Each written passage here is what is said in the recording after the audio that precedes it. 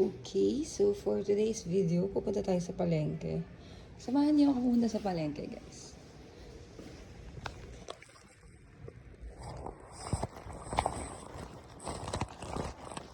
Okay.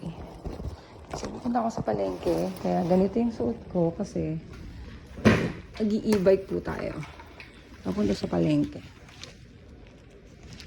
So, safety first. Kailangan suot natin yung helmet natin.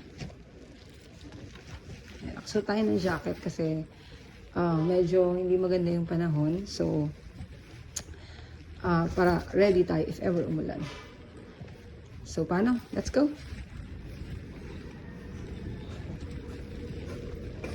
So, ayan, dahil nga pupunta tayo sa palengke, may dala tayong bayong. Ay, sara ko muna yung pinto. Ayan. So, dahil pupunta tayo sa palengke, ayan, may dala akong bayong. Ito ang aking gagamitin papuntang palengke. Pero, alas 7 na kasi ng umaga. So, baka dudaan yung basura, kaya iiwanan ko na lang sa may gate yung basura. Okay. Ilalagay ko siya sa may gate para pag dumaan yung basura, kunin na lang nila. Kasi hindi ko na ayan. Okay, dyan yung basura. And may isa pa. So, ito yung ginagawa ko tuwing umaga. Gumigising ako ng maaga para ilabas yung basura.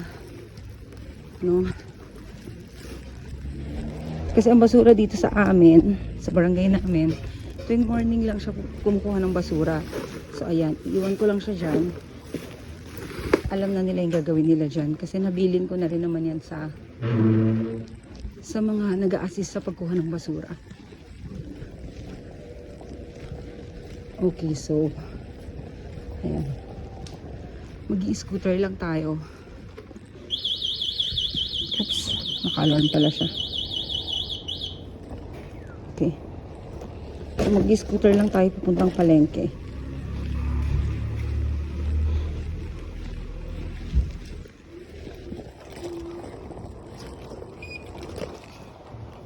Okay.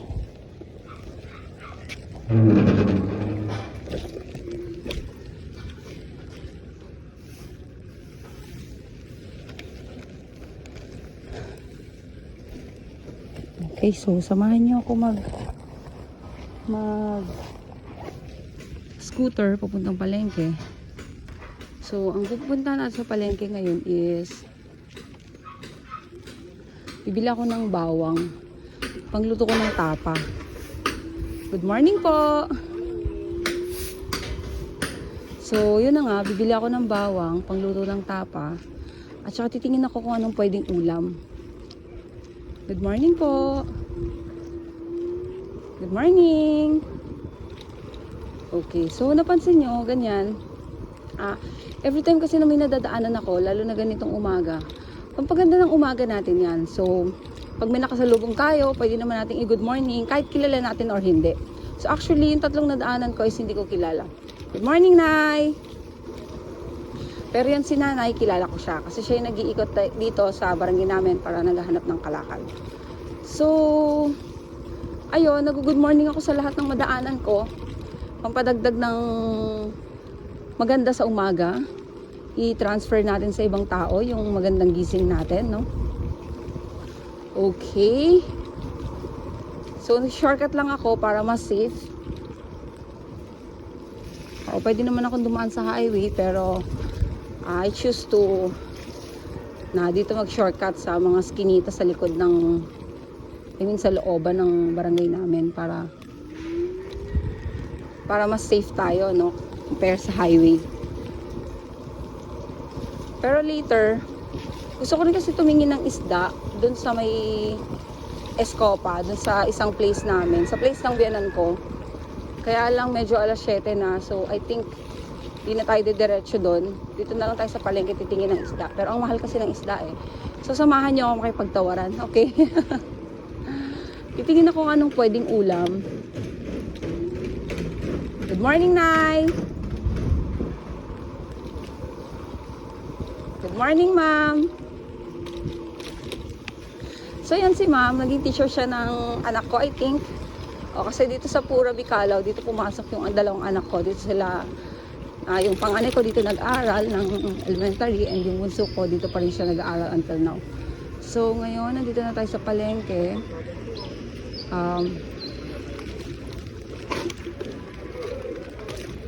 Magpa-park na tayo. Hello po. Saan ako pwede mag-park? Dito na lang. Ayan, so dito tayo magpa-park. Ano ba to? Opo. Sige po. So ayan, nandito na ako sa palengke. Tanggalin ko muna tong helmet natin. Dito tayo sa mga suki. Okay?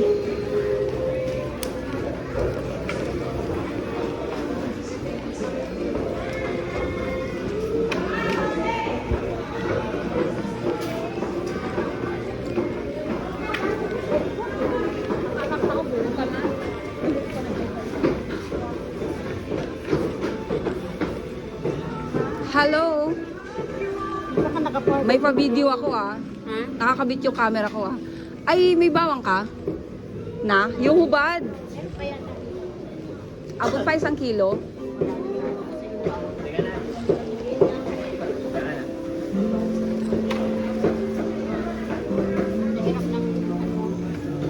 Wow.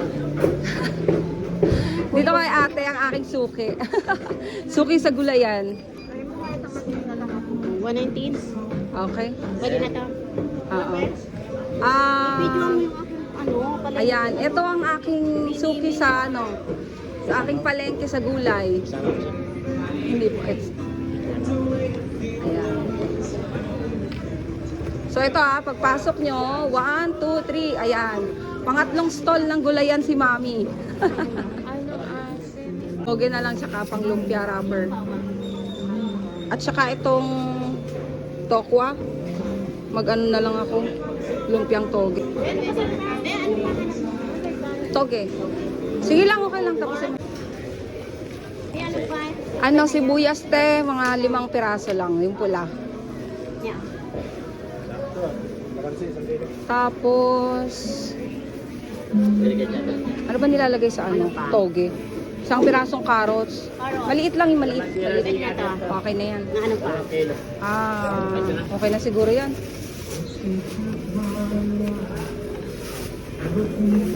Beans? Kalahati? Ano pa ba? Okay na yan. Okay na. Kaya na, mga moms. Alam niyo na kung saan kayo pupunta pag nandito kayo sa palengke ng Project 4. Pangatlong stall. Pag galing kayo sa entrance, pangatlong stall. Okay. Yes. Di mo ba alam? Ako yung owner ng Black Pearl Cafe. Yes. Ako yun.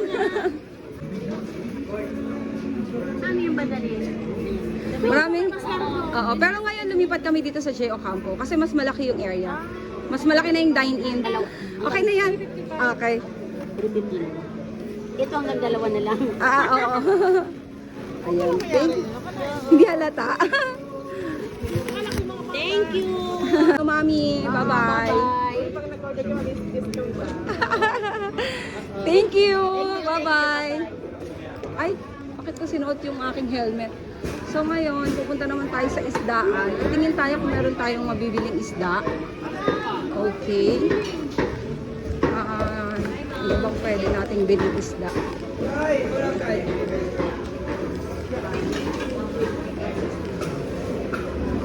So, sa isda kasi wala naman akong ano po. Magkano po sa tilapia? 160. Okay, sige po, pabili po. Opo. So, ayan na nga. Bibili tayo ng isda. Sa mga isda kasi wala pa akong suki. Kasi bihira ako bumili ng isda dito. Pero, ayan. Okay na siguro tong 3. Opo. Salamat po.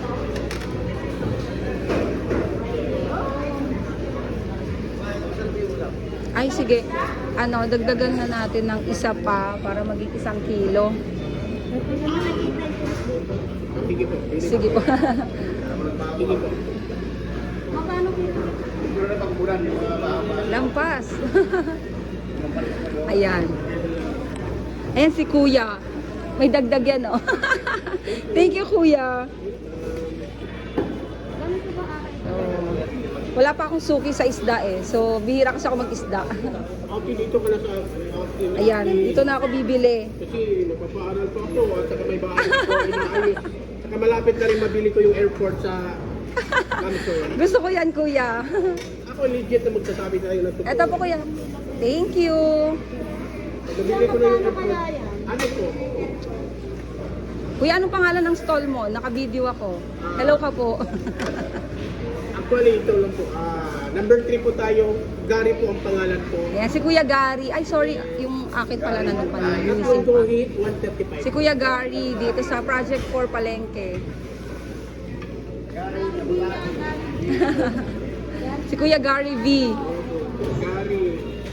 Gary na lang. May tawag yan sa akin, Bisaya. Pero Tagalog na ako ngayon. Bakit Bisaya ka? Bakit Tagalog ka? Hangga ko eh. Kasi wala na daw punto. Mababait ang mga Bisaya. Yay, totoo po. Saka magaganda, no? Yung iba.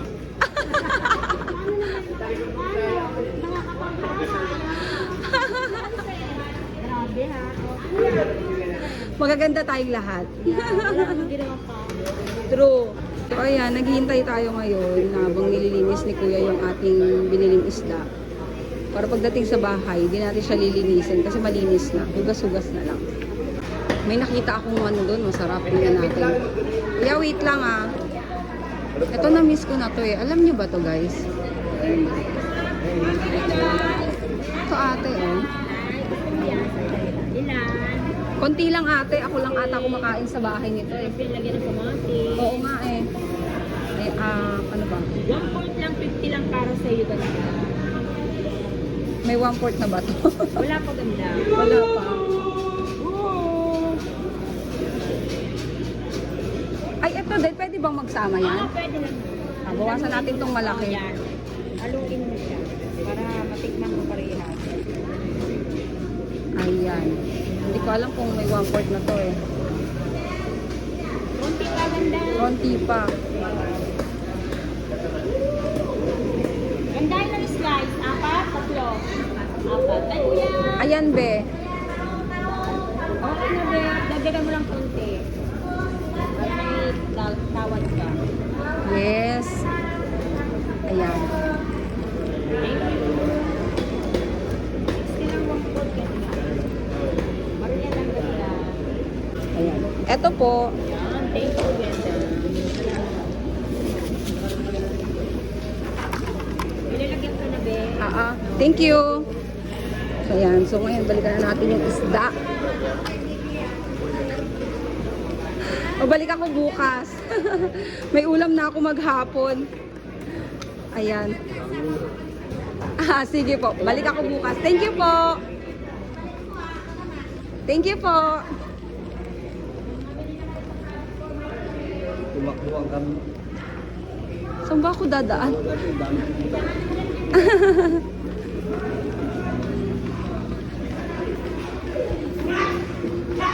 So, ayan, uuwi na ako.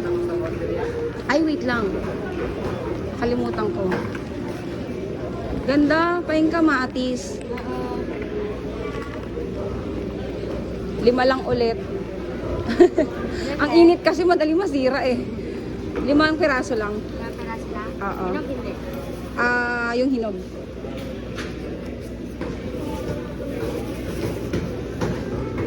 So, ito naman yung suki ko dito sa gulay din. Pag mga ganyan-ganyan yung gulay na bimili ko, like kamatis, sibuyas. Ayan, dito ako pupunta kay Ganda. Ganda lang tawag ko sa kanya eh. Ako lang ba tumatawag ng Ganda sa iyo, Ben? Na suki mo? O madami kami? Madami pero ganda. Thank you, ate. Thank you! So ayan, pag bumibili ako ng mga gulay dito, sometimes sa mga suki ko, di na ako nagtatanong ng presyo. Kasi minsan, alam naman na nila, pag nakita na nila ako, hindi na sila nagtataas ng presyo, hindi na sila nag-iiba ng presyo, ganon. Sa palengke kasi minsan dapat alam din natin yung mga suki natin. Pag namamalengke tayo, dapat alam natin kung saan tayo pupunta. Uwi na tayo.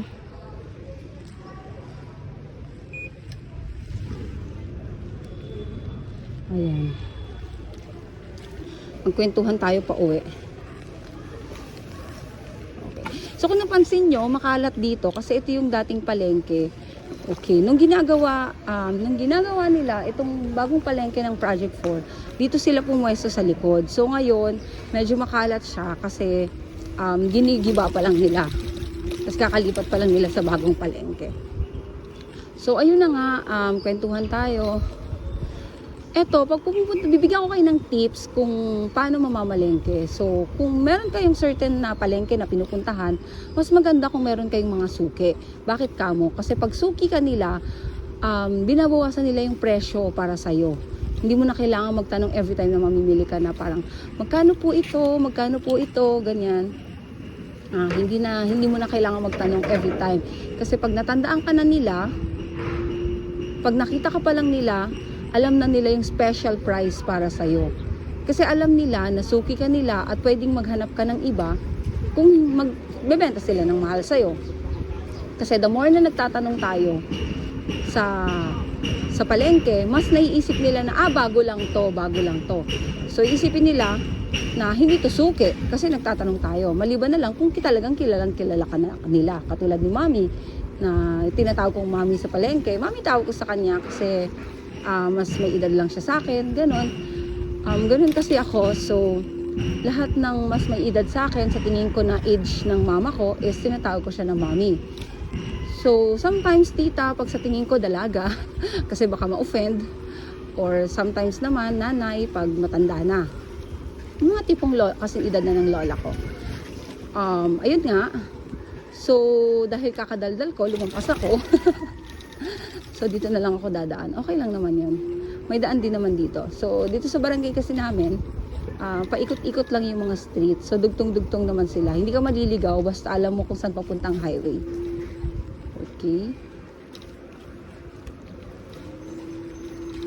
Good morning po.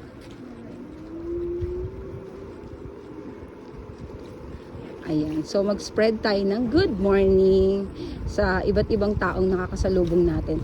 Pero guys, if ever may nakasalubong kayo at nakatalikod, huwag niyo basta-basta gugulatin ng good morning po. Baka naman magulat si mama at atakihin sa puso, di ba? So, kalmahan lang natin. Medyo may lambing. Para mukhang masaya ang ating good morning. Ang pag-spread ng good morning is masaya. Okay?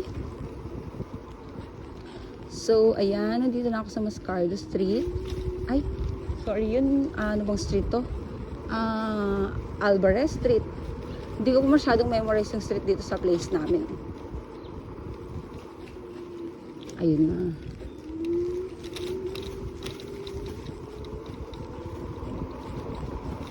Ayan, bumibilis na tayo kasi medyo malapit na tayo sa bahay. Okay, so ito yung kapitbahay natin, nagpapaka-renovate ng kanilang bahay. Ang aking e-bike na bulok na. And dito tayo sa bahay. Sa Black Pearl Cafe. So kung di nyo tatanong, oops! Medyo iwan lang natin nakabukas para sa basura, para makita ng basura. So, kung di nyo tatanong, medyo kilala kasi dito sa Project 4 si Black Pearl Cafe. So, sometimes, pag may nakakaalam na ako yung owner nun, dahil hindi ko masyadong pinagyayabang. Okay? So, pag may nakakaalam na ako yung owner nun, minsan nagugulat sila. Kasi, yung iba, sobrang tagal na nila akong kilala, pero hindi nila alam na sa akin pala yung Black Pearl Cafe. Kasi sa mga friends ko, hindi ko masyadong binibida na yung negosyo ko. Pero, syempre, proud naman ako sa negosyo ko, pero hindi ko lang masyadong niyayabang, gano'n. So, sometimes pinupost ko din naman siya sa wall ko. Siyempre, share business ko yon, small business ko. Yun nga lang, hindi ko siya masyadong niyayabang na ito, negosyo ko, gano'n. Hanggang dito na lang muna. Nandito na ako sa bahay. Mag-aasikaso na ako ng pagluluto.